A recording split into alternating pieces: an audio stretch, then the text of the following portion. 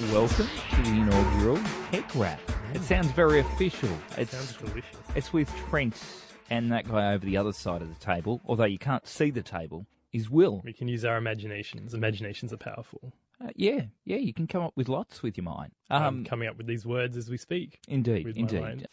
Go to John's house, and I use my Big Pond account on John's Wi-Fi. It comes out of my data plan. I like to just... And if John comes to my house and uses mine using his Big Pond ID, it's his quota it comes out It's of. very confusing. It's a little bit confusing. And just go around to John's place and go, mate, what's your Wi-Fi password? I just want to borrow you don't some need data. to go to this huge convoluted way to get onto his Wi-Fi. If you're a friend, just ask for the password. I just like to drive around looking for unsecure Wi-Fi networks, park outside people's houses and download things.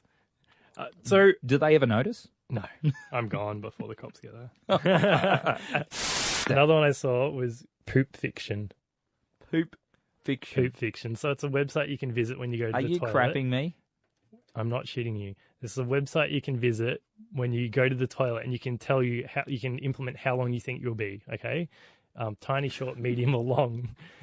Tiny is 1 to 2 minutes, then 2 to 3 minutes, 4 to 5. And I then thought what you it were will talking do, about the size of it. No, this is how long you think you're going to be on the toilet. And then it'll pull you a story to read for that amount of time. So you can read a story while you're on the toilet. That is better than the app one of the guys at work was showing me the other day, which was like, it was like a ability to open an app and connect with someone else who was on the shitter at the same time. Oh, and really? have conversations. So it's an app just designed to connect people that are on the toilet at that point in time. Yes. You check in on the toilet and you go, hey, how's yours going? Yes. Good. Struggling over here. Been in here for 15 minutes. I need to check it. It's a hard day. What's it called? I can't remember what the app was because I need to find that. That's right. Because that surprised me to see that people have actually been doing that. And he opened it up and showed me he connected with someone and started having a conversation. Oh, that's cheating if you're not on the toilet. Like, though. wow, okay. Glad it doesn't have a photo function built in because that could get very scary. There's a connection between Asia and Europe, split by a strait. Yeah. And instead of going by bus or car or something, you can just hit up the Uber app for a boat and cross the strait on the boat. But then you can be like, say, Sydney Harbour. They've already got the ferries and the water taxis and stuff. And now we've got Ubers running around. And their little like dinghies. Come all about Uber. So that's like another thing they're trying to get in on now. And they had the taxis on them, and now they're going to have the boat taxis and the ferries, and they're just causing so much trouble. And are they going to be luxury boats? And then what, do they start clogging up the waters now? Everyone like buying a boat to become an Uber boat driver? Yeah. And Uber boats everywhere. Like high seas, there'll be like pirate battles, the Uber boats versus the ferries. Like flipping them off and throwing rotten fruit across. Do you think it is a wise... sinking each other's boats and stuff, naval warfare. Do you think it's a wise thing? Well, I think Uber are going to continue to push the boundaries and expand as much as they possibly can. So, yeah, why not? Sure, it's the next logical step, I guess. There's lots of bodies of water and ferry services and taxis, and if you can create an organised system that you can get to one place or another by water, why not? I think one of the big things that's been making news is the anti-piracy bill that the government introduced into the Senate. Snuck that one through, didn't they? Like it just kind of appeared and then happened. It happened. Like, we found about after the fact, sort of, this is passed now. Yeah. This website, say, Pirate Bay, I guess. Pirate Bay, probably there's an top example. Of the list. I was trying to think of most well-known one. Pirate Bay is distributing our content and we want it taken down. And they'll be like, radio, yep, fair enough. And so the federal court can look at it and go, how serious is this? Is blocking access inappropriate for this website? And is it of public interest? And how many people will it impact? And if all those criteria are satisfied, and they say, well, Australia does not need to see Pirate Bay, then all the ISPs have to implement a block. Our company here, we have to change our password. It's every 60 days. 60 days, which I think is so frustrating and annoying that you have to do that. And what most people do is they just tack on another digit at the end of their password. So, it doesn't solve the problem at all. It's the illusion of security. I do it as well. And I think everyone that I've ever talked to does it, or they add a capital to what their original thing was. Because who's remembering a brand new password every 60 days? No one. Well, no. And like, if you're not doing that, then you store it in like a plain text document or something to remember. And it's like, or on a piece of that's paper. The biggest flaw ever. Just get one really good secure password the first time you set up, and then use that for the rest of like your time at that company. And if you think you're going to be compromised, then get your password changed. I'm sure there's like you can detect like other logins from outside the company. Usually, you get an email saying, "Hey, this is trying to be accessed from China." Maybe it's time to fix things up. Like, until that happens, you don't need to just blindly change your password every 60 days. I don't know. It annoys me so much. I hate it. I think it's ridiculous. I think you do too. At least that's more company security. Password 1 next 60 days. Password 1 2.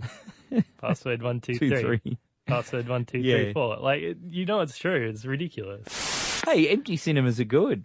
There's no other bugger to disturb you when you're wanting to watch that movie. See, then why even go to the cinema? Like, the whole point of going to a cinema is to experience the movie with a large group of people and pick up on the vibe and the atmosphere and the electricity in the air. Hearing someone else's phone go off. Every single moment together as one unified. Someone sitting behind you talking loudly. No, that's the only reason. You don't go to the cinema by yourself. Like, I'm going to the cinema today. I hope there's no one there. Just wait till watch it at Netflix at home by yourself with the lights off in your underpants. It's pretty big news, I think, just to spark the interest of people back into space flight, because it kind of got boring for a while, right? There was the moon landing, and then nothing kind of happened for a while, and now we're looking at Pluto. Space is fun. I want to be an astrophysicist. So we like smartwatches and smart bands and fitness trackers. I'd love a smartwatch. You're rocking a Garmin Vivo Smart right now. Yes, I am. I have one at the moment. I have one, but you're not wearing it. I'm not wearing it. You hardly ever wear it. Because I always got depressed that how little steps I was doing, so I took it off. I was like, why did 4,000? Lot happening in the tech world over the last week or so. As always. And there's things on the horizon as well, of course, with Apple, gearing up for the iPhone, the new iPhone, which, it'll be around the corner. A few weeks. iPhone 6S Plus Edge. Note. Yeah, just throw in all the names because, like Samsung did it last week. 1+2 Note 5 Edge Plus 6S. And then Android. Oh, man. Marshmallow. Oh, yes. Marshmallow. We finally got word this week of the M officially stands for marshmallow. A few podcasts back, we speculated on some possible M's. Milkshake was your favourite. Was it? Yeah, you went with milkshake. Brings all the boys to the yard. Milk Dud. Was that one? Milk Dud? That would have been good. Milk Dud. Android Milk Dud. Well, this week Facebook has announced that they are now expanding and redesigning their newsfeed preferences. Have you seen this? Yes, I have seen this. So now you can tune your preferences by choosing pages of friends' posts that you always want to appear first or at the top of your newsfeed, which is handy. And in turn, you can block all your annoying friends and pages that maybe you've liked that just post rubbish or links or just say, today I ate cereal. Oh, that's exciting, Greg. My cereal was brown. Now you can block him. Brand new Apple Watch, not even 2 days old, and he's already got his first scratch. Space grey, so it stands out now. It gives it character. It's yours now. It's officially yours. It makes me feel sad. The first one is always the hardest. The first scratch or dent on any brand new device is always the hardest. But once you get that first one, you kind of get over it and you stop treating it like a baby. And I hate scratching stuff. It won't be the last, I'm telling you right now. Just shed a tear. I hate scratching stuff. Yeah. Let's talk about Facebook. Right. Facebook? There was one big thing. Oh, the dislike button. You ruined it. Spoilers. My punchlines went straight to it. Sometimes there are some topics or just some news headlines out there that are just that. They're just headlines, just little bits of news that you go, oh, yeah, that was interesting. The tidbits. That's pretty much it. The news is in the headline. Yeah. So we do a little thing called Quick Headlines of the Week, where we just throw out 3 or 5 quick headlines to inform you, and then feel free to Google it later if you find it interesting. We should make this a segment and have like an intro and a theme song before we do it. And I think it'd be a nice way to end as well. What do you think? So I was thinking something along the lines of, this is the... I can't... Look at this. He's good at introing. It'd be just like, this is the technology headlines of the week. These are the quick headlines. Geddes, give me some quick headlines. What do you think? Yes. Quick head. All right, so this is what I've got.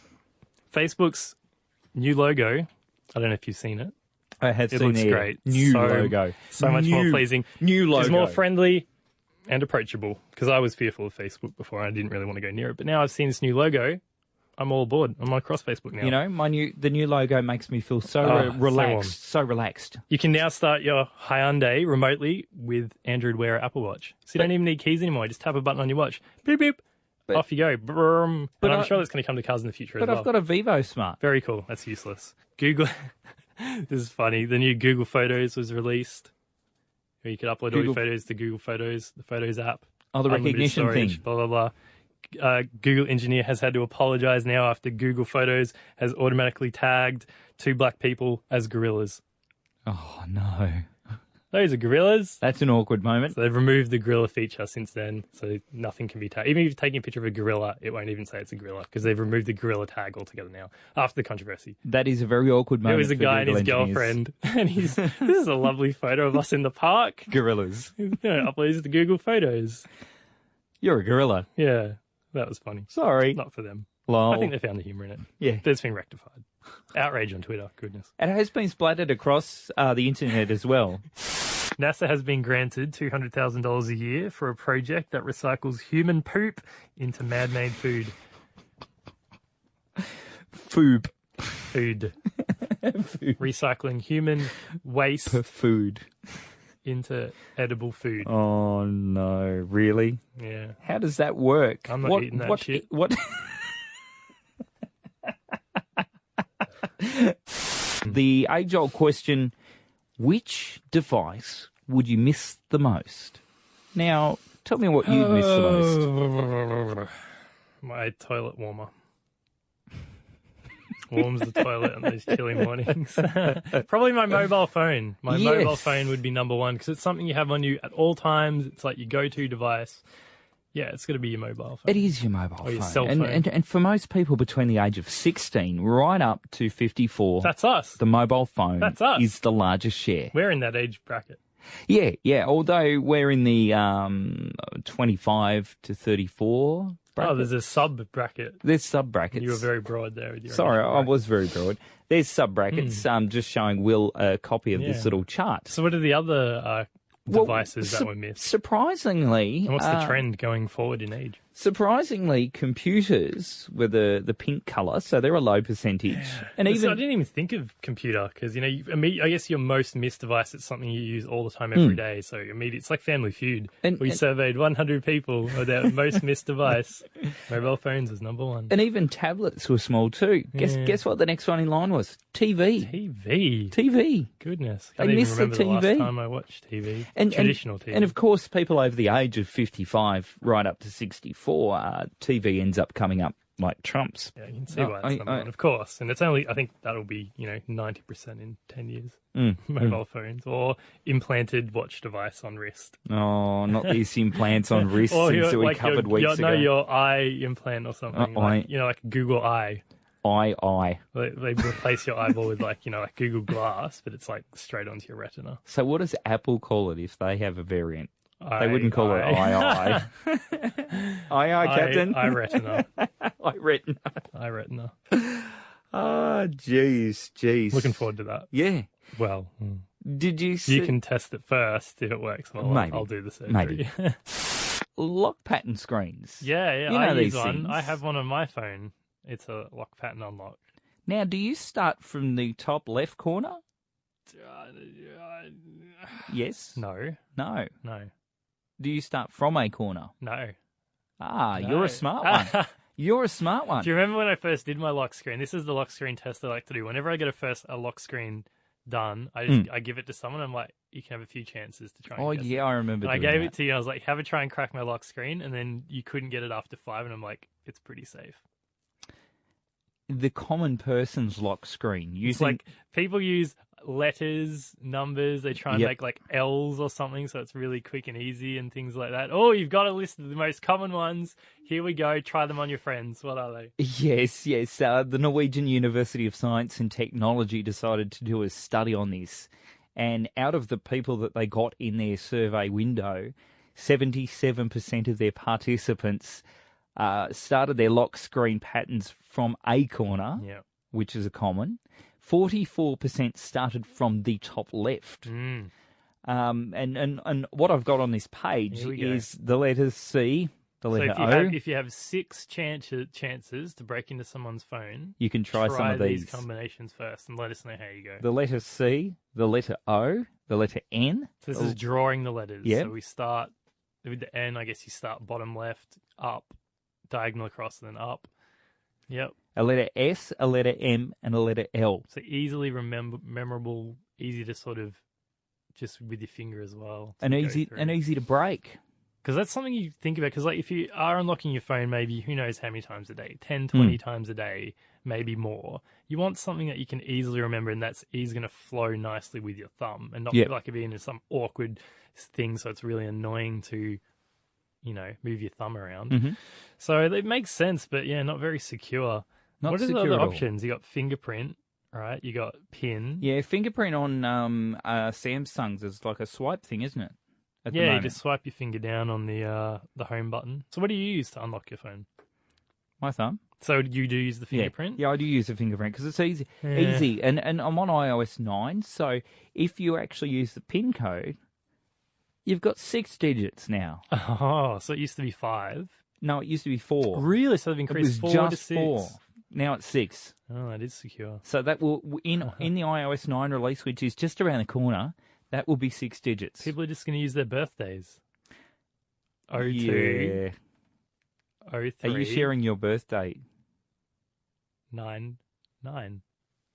No, that's not my birthday. But No, it's like, not. I reckon if you have to do 6 digits, Yeah. people are just going to do their birthdays. So then if you got a pin, just try and figure out that person's birthday and try it. Because that's the easiest 6-digit pin you're going to remember, isn't it? Unless they start doing the letter patterns with the code, because it's the same as doing the swipe. You could just go down, 2589 is your L, and you could do the same, C with the pin. So I guess the whole swiping unlock, pattern unlock, you could apply those same principles for the keypad locks as well. So that'd be an interesting test to do. Bring on emoticon passwords. Smiley face, sad face, poo. Party face, poo. So, phone unlocked.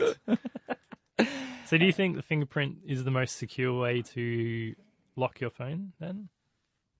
It's a lot more secure than pins. Because But you have a pin backup, don't you? Yes. So everyone that uses the fingerprint needs to have a PIN number anyway. Yes. So then you could just ignore the fingerprint scan and try and crack that person's code. You could have a go at that. So regardless if you think how secure the fingerprint is, you still need a really good, not guessable code that isn't a letter or your birthday. And Which is hard because then you forget, you don't remember what it is, and then you're screwed. But I do. Is yours your birthday? No. No. What is it? What is it? Mine's got nothing to do with birthday, birth month, birth year. It doesn't have anything to do with the street I live on, the number that I have. Is it just random numbers that you think is secure? It's got nothing. It's not significant to you in any way? It's not connected with my mobile phone number, my home phone number. No, nothing that connects with anything. Did you just go to a random number generator or something? No, I just come up with it in my mind. I just come up with it a few random digits. What is it? We'll beep it out. Tell me. No. Just the first 6. No. 6, isn't it? 6, 1. No. Okay, I give up. No, it starts with a higher number. There you go. Right. That's all I'm saying. I reckon that's a fun little thing. Find someone that has a, what is it? What do you call it? The swipe? What do you call it? The pattern unlock. The pattern drawer. Yeah, pattern unlock. Find a friend that has the pattern unlock and try these most common ones and see if they unlock it. Because you'd be doing them a favor. Better you unlock it than someone, they lose their phone and someone finds it and then steals all their data. People do that with GoPros, Just drop them off the top of... Send them up with balloons, and then the balloon pops mid-air, like in the horizon, and drops to the ground and just lands in some paddock somewhere, and they grab all the footage. They survive, huh? Well, yeah, they're pretty tough cookies. Durable. And they put them inside of things too, so they don't just... Okay. Poor cow. Imagine if one of those fell on it. So anyway, Apple users... We're a human. Don't worry about humans. Yeah. Apple. Worry about the cows. Getty's the first thing you think of. Imagine if it hit a cow. That would be tragic. My food. Don't worry about a human. My food. Might help get to your plate quicker if it kills a cow. Crime-fighting dogs. Crime-fighting dogs. We have them out. We do have dogs around that can do that. I love a good animal tech story. They can find criminals. They can find criminals' illicit substances and paraphernalia. But now there's electronic sniffing dogs. Wait, robots? Like robot dogs? No. Real dogs that can sniff USB thumb drives and SD Oh, cards. I thought you were going to say we have robot sniffing dogs. Like robot dogs that replace dog sniffing dogs. That'd be just weird. So for $9,500 in the US, they've been able to train multiple dogs. Wait, well, to sniff out electronics? Per dog, yeah. What? What odor is emitting from your USB drive? I don't know. I've never sniffed a USB Maybe drive. we should have one on you because I want to smell it. No, I don't have one, unfortunately. I don't want to look like a weirdo sniffing my own USB drive. They've trained a dog to sniff out electronics. Yeah. Police in North Dakota can now weaponize drones. Apparently, that means weaponize tasers, rubber bullets, tear gas. They can strap them onto the side of a drone, fly it about the place, maybe control some crowds, whatever, shoot people in the bum with some pellets. This is interesting because the bill that allowed this was originally implemented and was brought in to ban all weapons on law enforcement drones. The bill was later then lobbied and then amended to allow the use of non-lethal weapons on drones, thus the tear gas, tasers, and rubber bullets. But come on, in the future, we probably will see some reason to have a weapon on a drone, maybe in 10 years or something, 5-10 years. Played George Michael, Faith. That's not what I requested. It's not what you requested, but it's what I requested. So you said that to your watch? I've said that to my watch, and it's currently opening up the application. It's actually... I feel like I could have Googled this quicker. You just found it on YouTube. I know. Maybe if you're in your car, though, you're driving. But you've got it already open, so... Oh, action happening. Hang on. I feel like we should plan this stuff. Can't find that. Yes, we should plan this stuff. This never works. So here... It never works. And you look at it and you go, well, this doesn't really do much at all. What the hell do I have it for? Like, this is sad, It's almost like the heart rate sensors on the back of your smartphones. Yeah. They advertise it, S-Health, big feature. Look at this. And you're like, you kind of buy into it. You're like, oh, that'd be kind of cool. And then you try it a few first times. Oh, what's your heartbeat? Oh, what's your heartbeat? And then you compare it with people, but then you kind of never use it again. And then you go, to do this every time, I've got to hold my phone in a stupid position. And then half the time it doesn't work and doesn't register it. And you got to do it again and again and again. And you're just like, oh, whatever. And it's just like one of those things. Facebook patents a method to sell your credit worthiness to lenders based on your friends. Now, we're not saying they're implementing this or plan to. They're just sort of covering their bases, I guess, maybe so no one else can. But how about that? I have some dodgy friends on Facebook. Imagine if people are looking at my friends before they decide to lend me money. That's never going to happen. No, I do not. It's a funny idea, though, isn't it? I do not want that. No. I have several... I don't think anyone would want that. I have dodgy people on my Facebook. I'm not going to name names because that would be very terrible to them because they might be nice people, but they might be dodgy, if you know what I mean. Well, we're not... They don't know. They probably won't use it, but they're just sort of... People painting crazy things all the time.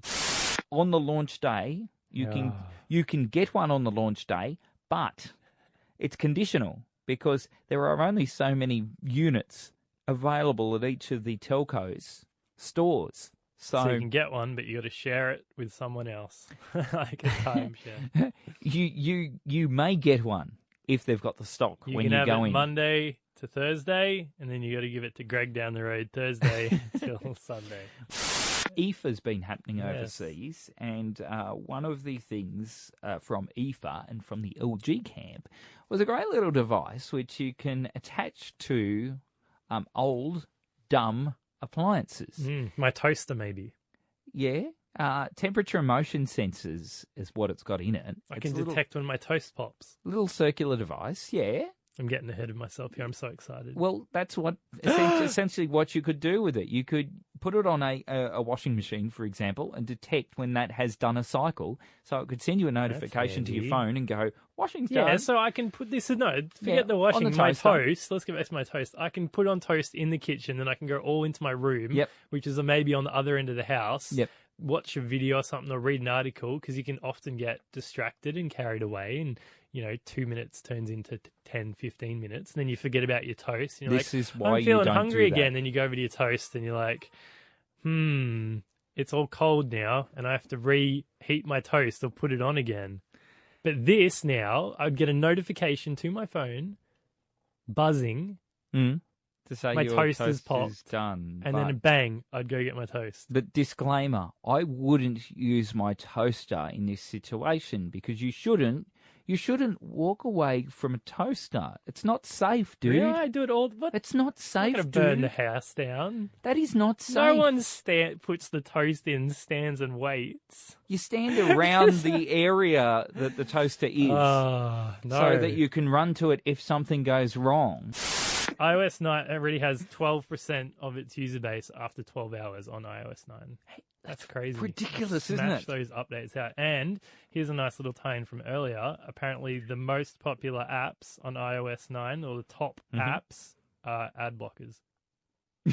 So the first thing people have done after installing the new update is go Get an straight ad block. Well, you know what this proves? People hate ads. Yeah. And it also proves... There needs to be a better method of advertising than there currently is. It proves that they're advanced users as well. Well, I mean, Because... Adblock is so simple now. People set and forget type stuff. You can be a bit more advanced. But have you... I wouldn't exactly call iPhone users advanced. I'm disappointed in you, son. Have you actually walked around the workplace and by friendly conversation been able to see that the large majority of users don't know how to do advanced things with computers and tend to just Well, I think it's like a combination of people maybe not that interested in about it, and software companies making things as easy as possible for people so they don't have to think. You know what I mean? Like the most intuitive, easy to understand interface where it's like it does everything for you. You don't need to delve into settings. So a combination of those two things leads to not that many sort of advanced users. Because back in the day, right, to get anything done, you'd actually have to dig into the settings. You'd have to play around with the preferences. You'd probably have to do some initial setup work before you got the app or program or bit of software running to its fullest potential. You'd have to be a part of that setup process. Now it's all kind of all done for you. So kind of a lot of that learning now, I think, is not being taught. It's kind of weird in an age where everything is becoming more sort of tech advanced. It's also sort of people aren't that sort of tech savvy, I guess. They know how to use stuff really easily, but that's because of the design. But beyond that, it's... Another observation, we're being cotton-wooled straight out of the box due to all the percentage of people who don't know how to and don't care about setting things up properly. There might be hope. I saw there's a school in New York is now making computer science mandatory as one of its subjects. But I remember there always used to be like a computer studies, but if the teachers aren't any good, there's no point. I don't think I learned anything. We'd learned how to open up a CD-ROM drive, and now I don't even know what a CD-ROM drive is. Cause, you know, one of the most notable things I remember from one of my computing classes?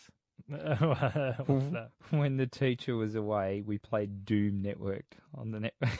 We just played versus each other in Doom. That's not work.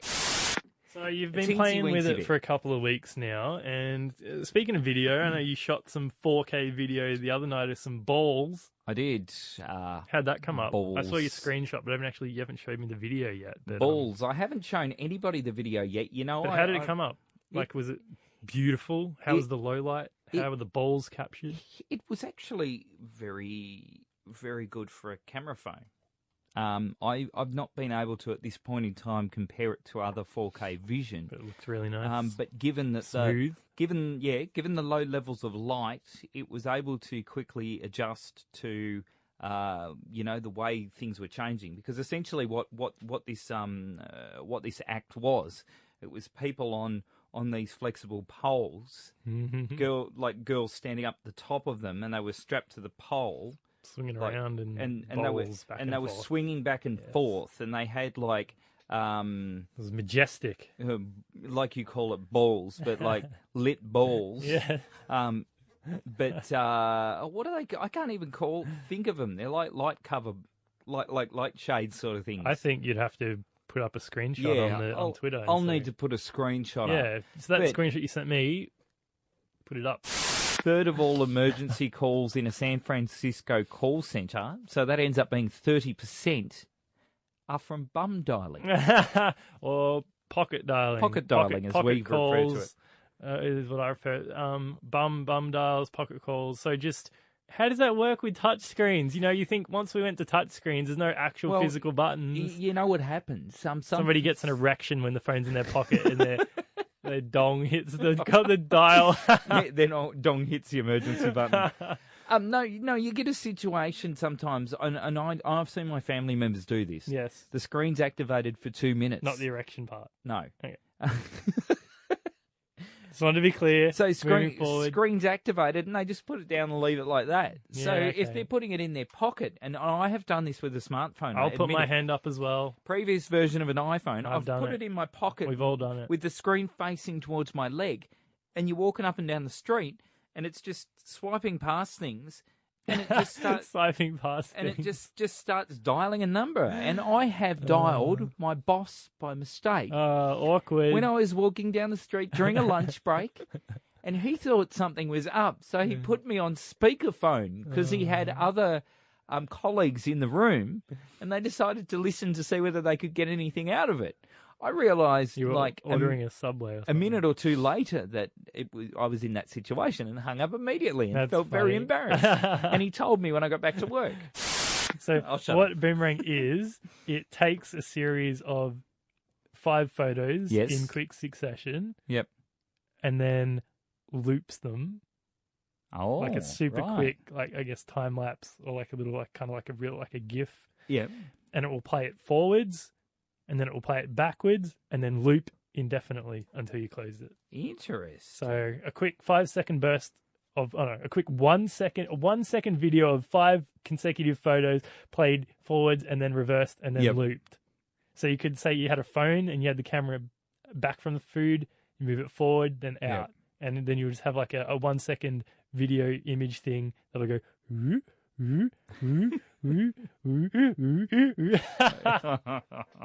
that was my in and out sound effect. You're entertaining. That's pretty sure that's what unless you can come up with a better sound effect. I can't remember when I saw it, it was a while ago, but it's called the Temperscope. Temperscope? The Temperscope ambient weather display. Oh. It's coming to Indiegogo for funding. It's like one of those cool little crowdsourced ideas. And what it is an ambient weather display that shows you tomorrow's weather with physical examples. Physical examples? So if it's going to be cloudy with light showers, the device itself will generate clouds and precipitation within the box to show you that it's going to be cloudy. And I'll show you a picture here. So it's a box with a bit of like cloudiness in it, so it's like lightly overcast.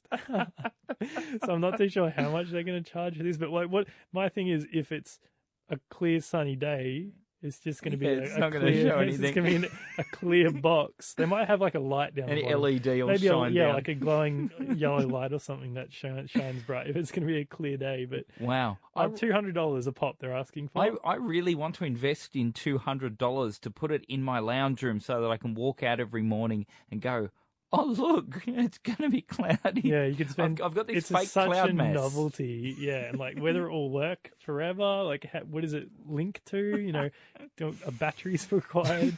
I guess you got to plug it into your wall. But it's it's definitely a talking point if you had that on your coffee table. And it's, like, all precipitating and stuff. And then, I wonder if it could rain. That might be a bit of it might participate down the side of the glass, which would be cool. You like look at it and it's raining outside, but hey, here's a real life weather box. Look out the freaking window. Yeah. Save yourself the $200 and just look out the window. Don't look into your box on your coffee table. Yeah. Such a gimmick. No. I spent 99 cents on a weather app. That'll do just the job fine. Every other week we're talking about drones because they're big everywhere and whatnot, and drone stories and what's going to happen with drones and drones flying over illegal areas and things like this, and how do you get them down? How do law enforcement come across them? Well, there's a company here who's come up with sort of a drone weaponry, to take out drones from the sky. Is this that one that has the it's called the Drone Defender? Takes down their electronic. Yeah, and it's essentially like a radio jammer, and it's built on the frame of an assault rifle. I'll show you a picture in a sec. So when the trigger is pulled, the Defender floods its target with like tons and tons of signals, overwhelming it on like every frequency possible, used by commercial drones, and attempts to cut it off from the pilot, so including the GPS connection. Now, what keeps the drones in the sky for most of these times is that constant connection with the GPS. Yeah. And if that's interfered, either the drone will land or fly back home automatically. So the idea between that is to disrupt that connection and then send the drone back, not necessarily knock it completely out of the sky, although I think that's a possibility they're working on. So here's a picture of it. As you can see, it's kind of got like a television sort of antenna pointing out of it like a shotgun, and then it's attached to like an assault rifle. So you aim that at the drone, and it's essentially just a giant signal jammer. So I haven't heard about this. You have heard about it? Yes. Yeah. So what do you think? Well, it's probably better than shooting it down with a RPG or something. Oh, well, who's going to do that other than the US Army?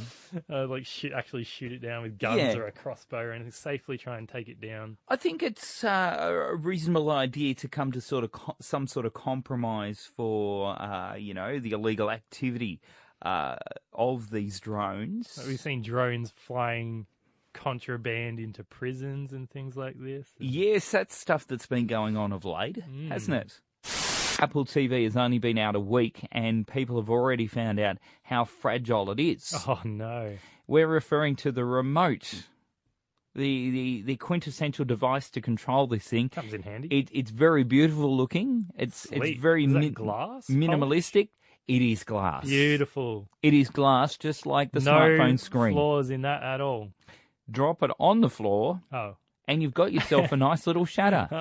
And it's going to end up like the majority of iPhone users' phones with cracks and shatters in it. These things, people are paying like $300 for these Apple TVs, and someone is going to drop the bloody I'm surprised you can't remote. Control it with your smartphone, the Apple TV. So come on? It looks good, but just come on, make it with plastic or something. And what do you need, a silicone gel case for your remote? We're going to need remote cases now. We're going to need remote cases now. The remote is like the most flung around item in the living room. Yeah. If you still watch TV, I don't even. Way. But you with maybe like mates watching a movie, you got some friends over, or you have family with you. I've got one here. Where's the remote? Lost down the couch. Where's the remote? Under the sofa. Hey, can you chuck us the remote? You fling it across the room to your friend or family member. You don't want a glass remote for your Apple TV. Come on, Apple. Yeah, plastic is more durable. Throw me the remote. Catch. Ah, my face. That was really scary. But I caught it, and it didn't break. And it's plastic. We could throw it around, which I would, but would probably get into trouble from the boss. Because we're using these devices for so many hours of the day. I mean, smartphones, smartwatches. You wake up with a mobile phone in your hand Tablets. to check to see what's going on Facebook or check your text messages. You get to work, you use a computer screen. In my situation here in this studio, I've got two to the right of me and two to the left of me. And your so smartphone I've got in front of you 4. as well. Yeah, and then you'd have your smartphones Surface here. Your Surface off to the side. So I've got the watch. 1, 2, 3, 4, 5, 6 watch, 7 with your Surface. So 7 in front of you. And so you're looking at that all day. 7. That's insane. Let's just take a moment to think about that. 7 screens. 7 monitors. 7 screens. I've always wanted 3 on my desk, but no more. And then you go home and you watch TV, and you're sort of looking down at your phone as well. We don't watch TV, we watch Netflix. Think about all these blue screens you've got in your face all day, and then you go to bed and you're looking at the phone before you go to bed. And I'm guilty of doing that. I'll sit there for like half an hour looking at the phone. Yeah, I think most people do. What you are doing is gradually wrecking your sleep pattern. You're not getting the melatonin building in your system. Is there a drug we can take to supplement that? Because I don't want to give up my monitors.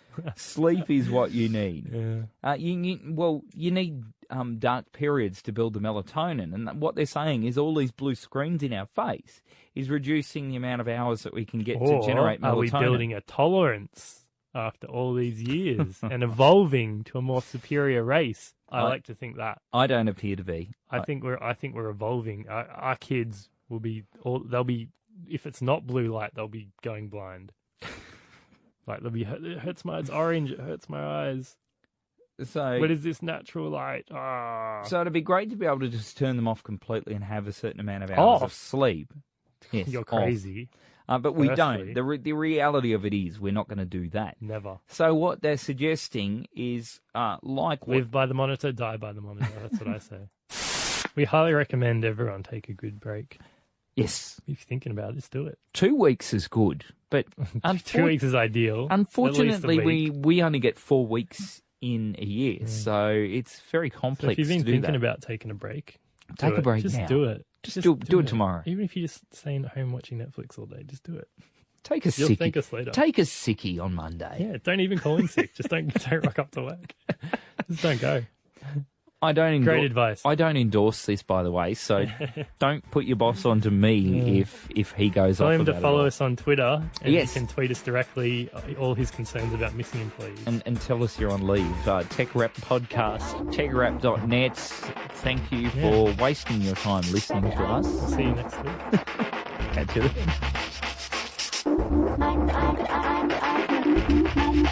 then.